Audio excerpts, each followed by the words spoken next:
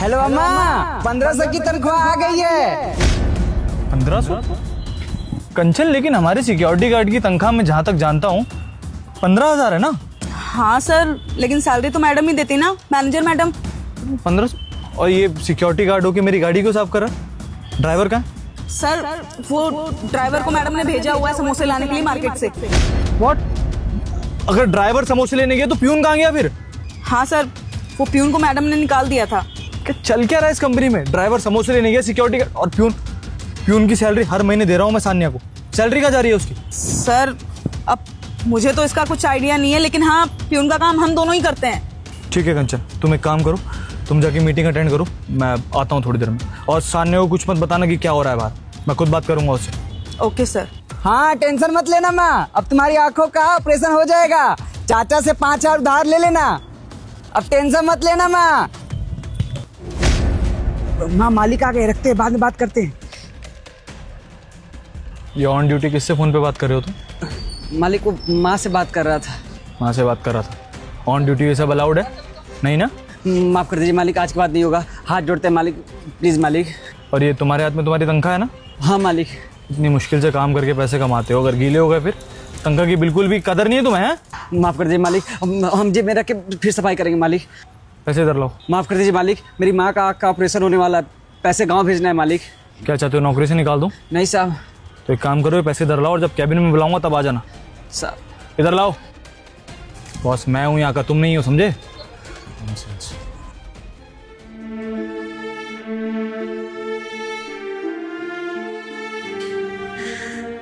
Hello माँ, पैसे नहीं भेज पाएंगे हम, वो मालिक आके ले गए सारे पैसे। वो आपसे हम फोन पे बात कर रहे थे, वो उन्होंने सुन लिया।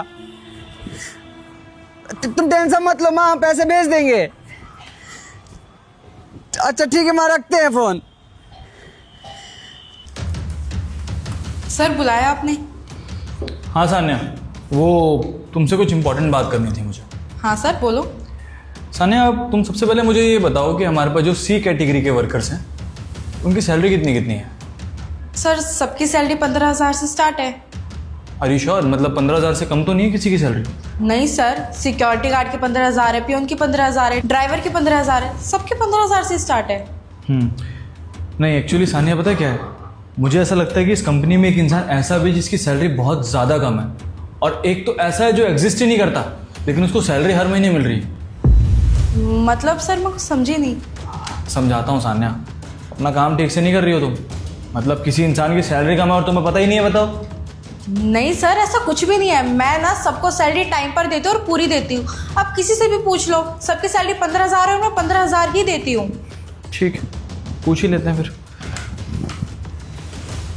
हाँ, वो सत्यम को अंदर भेजो ज़रा। सर आपने सत्यम को क्यों बुलाया है?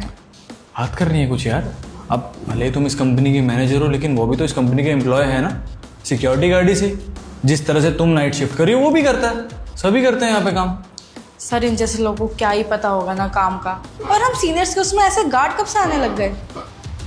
सान्या, तुम शायद भूल रही हो, मेरे लिए मेरा हर एम्प्लॉय परिवार के बराबर है। तो मैनेजर हो या सिक्योरिटी गार्ड, बात तो सबसे करने बनती है। ओह लो आ गया। हाँ सत्यम। साहब जी नौकरी से मत निकालना साहब जी गलती होगी साहब जी। अरे यार रोना बंद करो, पहले बात सुनो मेरी। मुझे ये बताओ कि तुम्हें तनख्वाह कितनी मिलती है? अरे सर ये क्या बताएगा, मैं बता रही हूँ ना, इसकी सैलरी मैं इसको जितनी है मैं पूरी देती हूँ। तुम इस कंपनी की सिक्योरिटी गार्ड हो? नहीं ना, तो चुपचाप खड़ी रहो। मैं इस कंपनी के सिक्योरिटी गार्ड से बात कर रहा हूँ, इस कंपनी की मैनेजर से नहीं। Sorry sir. हाँ सत्यम, तुम्हारी सैलरी कितनी है ये बताओ। 1500 साहब जी। क्या 1500? बकवास ना बंद कर अपनी। सर ये झूठ बोला, आप इसकी ना एक भी बात पर विश्वास मत करना। तेरे को किसने कहा तेरी सैलरी 1500 है? तेरे को मैं 15,000 देती हूँ ना। 15,000? साहब जी मैंने तो जीवन में 15,000 एक साथ भी नहीं देखे। 15,000 में तो मेरी माँ का आँख का इलाज हो जाता। झूठ बोल रही है साहब जी ये। सान्या क्या चल रहा है सब? वो कह रहा है 1500, तुम कह रही हो 15,000। इतना डिफरेंस कैसे? 90% का डिफरेंस है यार, इतना झूठ कैसे कोई बोल सकता है? सर मैं आपको बता रही थी ना अभी कि इन जैसे लोगों को हमारे अंदर मत गिना करो। ये ना बस पैदा ही झूठ बोलने के लिए होते हैं, क्योंकि कोई औकात तो होती ही नहीं है, ऊपर से उल्टा मुझे फंसा रहा है। सुन, सर के सामने ना झूठ मत बोल, वरना अपनी नौकरी से ना हाथ धो बैठेगा तू। अच्छा अभी थोड़ी देर में पता चल जाएगा कि कौन नौकरी से हाथ धो बैठेगा और कौन नहीं। और चलो, तुम्हें इसकी बात पे यकीन नहीं हो रहा ना, और मुझे भी नहीं हो रहा, तो मैं एक काम करता हूँ, इस कंपनी के प्यून को भी बुलाता हूँ, नीचे काम कर रहा होगा ना वो, उससे भी बात कर लेते हैं एक बारी। सर किसको बुला के क्यों इतना इशू क्रिएट करना है? मैं बता रही हूँ ना आपको, मैं तो यहाँ की मैनेजर हूँ, आपको मुझ पर ट्रस्ट होना चाहिए। आप ऐसे ही नहीं कर सकते ना मेरे साथ। ट्रस्ट है सानिया, तभी तो तुम हर एम्प्लॉय की सैलरी देती हो। वो ट्रस्ट नहीं होता तो तुम ये काम करती क्या? इतना सारा पैसा मैं तुम्हारे अकाउंट में हर महीने डालता हूँ, कम से कम 20 से 25 लाख तो डलता ही होगा, मेरा सीए डालता होगा ना, कम अमाउंट नहीं होता यार। चलो तुम एक काम करो, तुमने ट्रस्ट वाली बात की ना, प्यून को तुम खुद बुलाओ, फोन करो उसको। सर आज वो छुट्टी पर है, मैं बुला लेती सर, मेरे को क्या था बस, लेकिन ना वो आज छुट्टी पर है। उसने कहा था कि उसकी वाइफ को ना फीवर हो रहा है, तो बस इसलिए उसके पास रुका था। ओके ओके ओके ओके, फिर तो उसको फोन करके पूछना चाहिए मुझे, है ना? अच्छा सर वो अभी। बस करो सानिया, झूठ पे झूठ, झूठ पे झूठ, झूठ पे झूठ, कब बोलोगी सच्चाई? देखो समझ में तुम्हें भी आ रहा है और समझ में मुझे भी आ रहा है कि तुम्हारी सच्चाई सामने आ चुकी है, तो बेहतर यही है कि अपने ये गंदे मुंह से सच बताओ मुझे कि तुमने ऐसा क्यों किया। प्यून को गए हुए 1 महीना हो चुका है यहाँ से, इसको तुम 1500 रुपये तनख्वाह देती हो, कब से ये सब चल रहा है और तुमने इस कंपनी में ऐसा क्यों किया सान्या? सच बोलो। ठीक है सर, मैं बताती हूँ सर। हाँ ये सच है कि मैं इसको सैलरी 1500 देती हूँ, और प्यून को तो मैंने जॉब से ही निकाल दिया ताकि उसकी पूरी सैलरी मेरे पास आ सके। और ये बस मैं पिछले 6 महीने से ही कर रही हूँ सर, उससे पहले से नहीं करती थी। और सर अब भी बंद कर दूँगी, अब मैं इनकी सैलरी पूरी दूँगी। बस सर मैं ये 6 महीने से कर रही हूँ, प्लीज़ सर मुझे माफ़ कर दो सर। 6 महीने से? सान्या मिश्रा, आप यहाँ पे पूरे 80,000 रुपये तनख्वाह लेती हैं, आपको आपके 80,000 कम पड़ रहे हैं और आप सोच रहे हैं कि वो 1500 में अपना गुजारा कर लेगा। हाँ खैर छोड़िए, मुझे ये बताइए कि आप ऐसा कर क्यों रही थी, बताइए।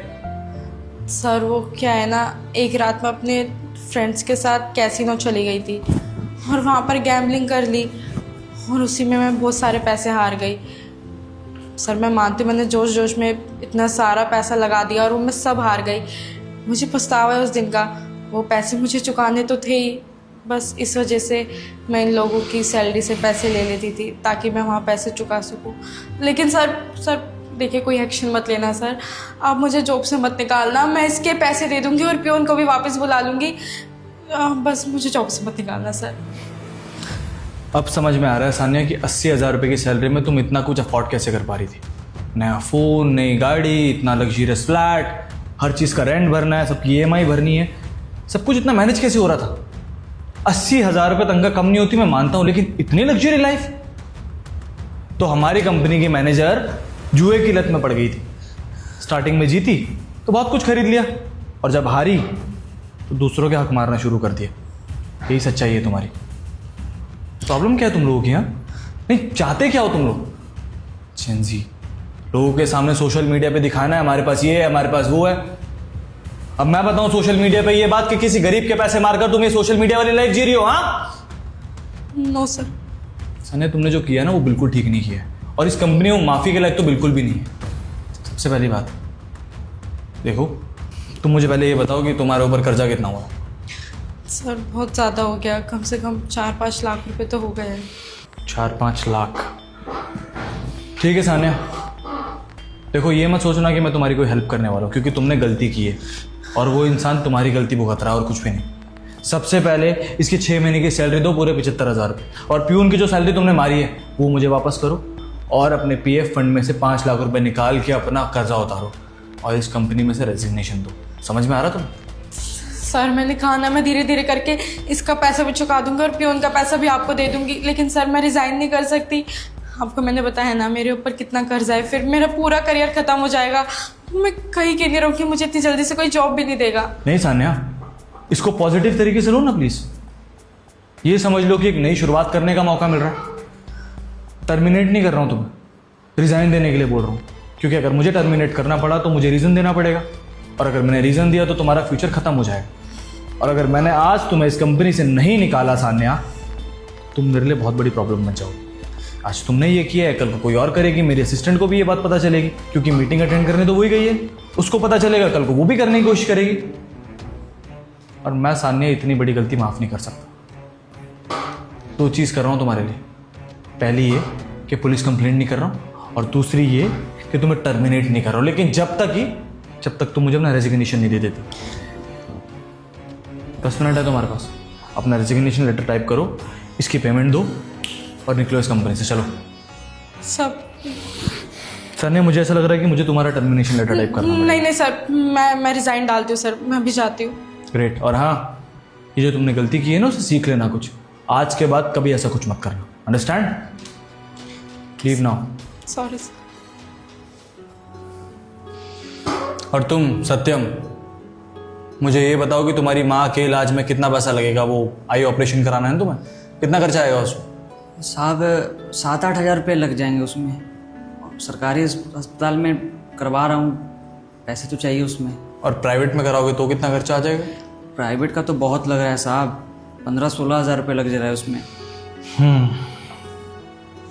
ठीक है, ये कुछ 25,000 है, ये रखो और अपनी माँ का इलाज करो। और ये तुम्हें कंपनी में कटवाने की भी ज़रूरत नहीं है।